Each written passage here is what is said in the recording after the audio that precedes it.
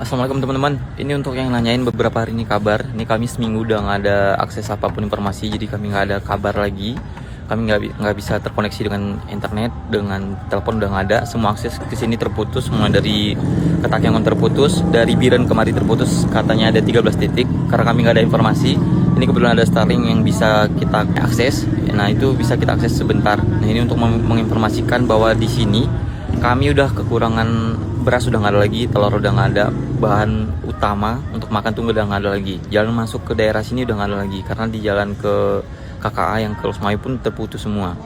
Jadi untuk misalkan ada bantuan itu mohon disalurkan melalui pesawat.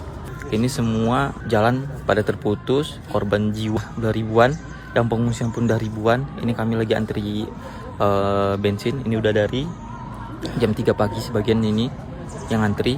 Jadi teman-teman, kami alhamdulillah beberapa dari kami sehat, tapi banyak juga saudara-saudara kita yang udah meninggal, yang belum bisa terevakuasi masih banyak. Jadi untuk teman-teman mohon bantu sebarkan. Kami nggak tahu ini udah sampai ke Jakarta, ke pemerintah atau belum, kami nggak tahu. Jadi teman-teman yang masih punya akses tolong informasikan. Kami udah nggak bisa ngapain pun lagi, kami udah nggak ada akses kemana pun lagi.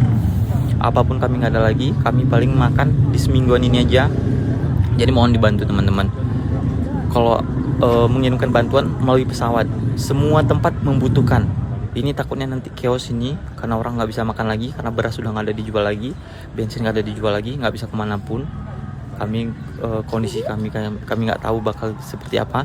Jadi mohon teman-teman dibantu menyalurkan sembako, menyalurkan bantuan. Kalau baju-baju nggak usah. Yang penting bahan pokok makanan, tolong dibantu ke sini, disebarkan melalui pesawat aja.